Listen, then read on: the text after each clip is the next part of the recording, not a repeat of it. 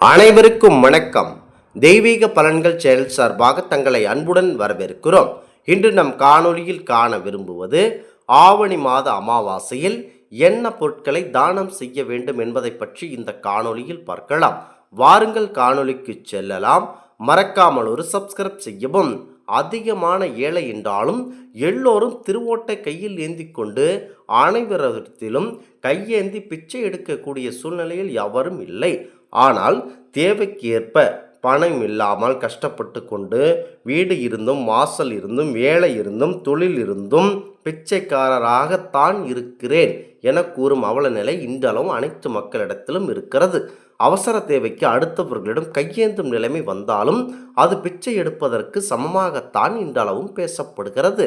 கடன் வாங்கி வாழ்க்கையை நடத்தினால் நாம் செல்வ செழிப்பான வாழ்க்கை வாழ்ந்து விடுவதாக கண்டிப்பாக இது அர்த்தமே கிடையாது. நீங்கள் உங்களுக்கு ஏதேனும் கஷ்டம் இருந்தால் உடனடியாக அடுத்தவரிடம் கையேந்தினால் அது பிச்சை எடுக்கும் பொழப்பாகவே தான் பார்க்கப்படுகிறது. அதாவது செழிப்பான வாழ்க்கையை வாழ்ந்து விடுவதாக அர்த்தம் கிடையாது. அப்படி பார்த்தால் இன்றும் ஒவ்வொரு மனிதனுடைய வாழ்க்கையிலும் கடன் இருக்கிறது. அடுத்தவர்களிடம் கை நீட்டித்தான் புழப்பை நடத்துகிறான். இந்த சூழ்நிலைத்தான் வாழ்ந்து கொண்டும் இருக்கிறான். இப்படிப்பட்ட பணப்பிரச்சனையிலிருந்து உடனடியாக வெளிவர, கடன் சுமையிலிருந்து வெளிவர வேண்டும் என நீங்கள் நினைத்து கொண்டிருப்பவர்கள் உடனடியாக ஆடி அமாவாசையில் என்ன பொருட்களை தானம் செய்தால் நல்ல பலன் கிடைக்குமோ அதுபோல இந்த ஆவணி அமாவாசையிலும், அதாவது மகாலய அமாவாசைக்கு முன்னதாக வரும் இந்த அமாவாசையிலும் இந்த பொருட்களை அனைத்தும் நீங்கள் தானம் கொடுத்தால் நல்ல பலன் உங்களுக்கு கண்டிப்பாக கிடைக்கும். கடன் சுமையிலிருந்து வெளிவர வேண்டும். நாம் அடுத்தவரிடம் கை நீட்டி கடன் வாங்காமல் கௌரவமான வாழ்க்கையை வாழ வேண்டிய என்றால் சில புண்ணிய காரியங்களை நாம் கையால் செய்ய வேண்டும். அந்த வகையில் இந்த ஆவணி மாத அமாவாசை நாட்களில் இதனை செய்ய வேண்டும் என்பது முக்கியத்துவமாகும். இந்த நாள் நம்முடைய கையால் வாயில்லா ஜீவன்களுக்கு கொடுக்கப்படும் தானம் நம்முடைய கர்ம வினைகளை குறைத்து கஷ்டங்களை குறிப்பதற்கு சமமாக வழிவகுக்கும்.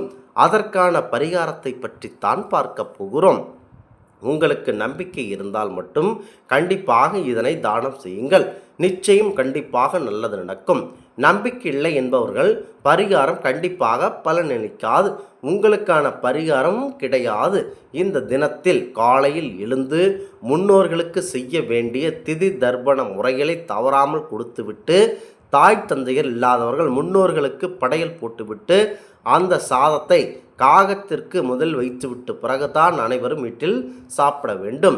அதை நினைவில் கண்டிப்பாக வைத்துக் கொள்ளுங்கள். முக்கியமாக இன்று அன்னதானம் கொடுக்க, அதாவது முதலாவதாக அன்னதானம் கொடுக்க நினைப்பவர்கள் மதியம் 12 மணிக்கு மேல்தான் அடுத்தவர்களுக்கு உணவு தானம் அளிக்க வேண்டும்.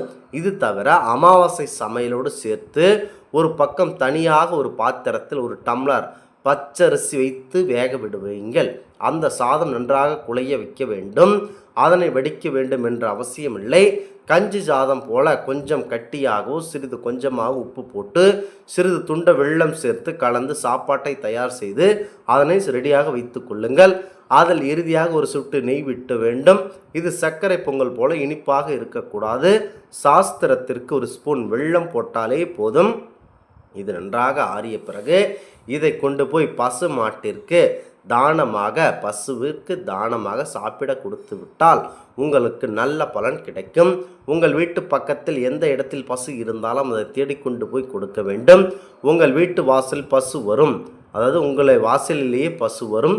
உங்கள் தெருக்களில் பசு நடமாட்டம் அதிகமாக இருக்கும் என்றால் உங்கள் வீட்டு வாசல் பசு வரும்போது வாசலில் நின்று கொண்டு இந்த சாத்தை பசுவிற்கு சாப்பிட வைப்பது கோடான கோடி புண்ணியமாக தரும் என பார்க்கப்படுகிறது. ஒரு முறை உங்கள் வீட்டு வாசல் நின்று பசுவிற்கு சாப்பாடு வைத்து விட்டால் தினம் தினம் அந்த பசு அந்த வழியாக போகும்போது உங்கள் வீட்டு சாப்பிடுவதற்கு வரும். அப்போது உங்களால் முடிந்த உணவுப் பொருட்களை அந்த பசுவிற்கு சாப்பிட கொடுப்பது வீட்டிற்கு லட்சுமி கடாட்சத்தை நன்றியோடு ஏற்படுத்தும். இன்றைய தினம் தாய் தந்தை இல்லாதவர்கள் அகத்திக்கீரையை பசுவிற்கு வாங்கி கொடுக்கலாம், தவறு கிடையாது. உங்கள் தாய் தந்தை இருந்தாலும் இந்த சாதத்தை பசு மாட்டிற்கு நீங்கள் கொடுக்காதீர்கள் என்றால் உங்களுடைய கர்ம வினைகள் கழியும் என்பது நம்பிக்கை. அதிலும் பசுவில் மகாலட்சுமி தாயார் வாசம் செய்கிறார்கள் என்பது ஐதீகம். அடுத்ததாக பெரியவர்களுக்கு உடை மற்றும் செருப்பு போன்றவற்றை தானமாக வழங்கலாம். அடுத்ததாக சுமங்கலி பெண்களுக்கு சுமங்கலி பெண்களுக்கு பட்டு புடவையாகவும் ஏதேனும் புடவை, ரவிக்கை துணி, வளையல், குங்குமம், மஞ்சள் ஏதேனும் கொடுத்து அவர்களுடைய ஆசியை கண்டிப்பாக பெறலாம். அடுத்ததாக 1 கிலோ நல்ல விதமான அரிசி, 1 கிலோ பருப்பு மற்றும் உலர் திராட்சை, இந்த மாதிரியான பருப்பு வகைகள் ஏதேனும் உங்களால் முடிந்த கஷ்டத்தில் இருப்பவர்களுக்கு தாராளமாக இந்த பொருட்களை எல்லாம் தானமாக கொடுக்கலாம். அடுத்ததாக சுமங்கலி பட்டத்தை இழந்த பெண்களுக்கு நீங்கள் வீட்டிற்கு அழைத்து வந்து வயிறார உணவளித்து அவர்களுக்கு துணிமணி எடுத்து கொடுத்து அவர்களுக்கு காசு, அதாவது வெற்றிலை பாக்கில் காசு வைத்து அவர்களை வழியடிப்பினால் உங்களுடைய கர்ம வினைகள் அனைத்தும் ஓடோடிவிடும் என்பது நம்பிக்கையாக இருக்கும்.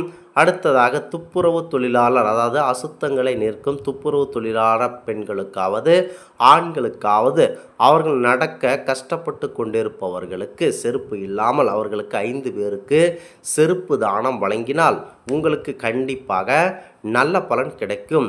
முக்கியமாக இந்த மாதிரியான பொருட்களை எல்லாம் எவரவருக்கு கஷ்டத்தில் இருக்கிறார்கள் அதனை அளித்தால் அவர்கள் அன்று சந்தோஷப்படுவார்கள் என நீங்கள் நினைக்கிறீர்களோ அந்த பொருட்களை அவர்களுக்கு தாராளமாக தானமாக கொடுத்தால் இன்றைய நாட்களில் இறை வழிபாட்டின் சக்தி என்றளவு அதிகமாக இருக்கிறது. இந்த அமாவாசை ஆவணி மாத அமாவாசையில் மிக அதிகமாக இந்த நல்ல சக்தி அதிகமாக இருக்கிறது. ஆதலால் நீங்கள் என்ன செய்தாலும் பெரியோர்களின் பார்வை உங்கள் மீது பட்டால் அந்த குலதெய்வத்தின் அருள் உங்களுக்கு கிடைக்கும். பெரியோர்களை மகிழ்ச்சி படுத்தி விட்டால் போதும், அந்த குலதெய்வத்தின் அருள் நமக்கு கிடைத்துவிடும். குலதெய்வத்தின் அருள் நமக்கு கிடைத்து விட்டாலே அனைத்து விதமான நற்பலன்கள் அனைத்தும் நமக்கு வந்தே தீரும். இந்த ஆன்மீக தகவல் உங்களுக்கு பிடித்து இருந்தால் தெய்வீக பலன்கள் சேனலை கண்டிப்பாக சப்ஸ்கிரைப் செய்து கொள்ளவும். மீண்டும் ஒரு நல்லதொரு காணொளியில் உங்களை சந்திக்கிறோம். நன்றி, வணக்கம்.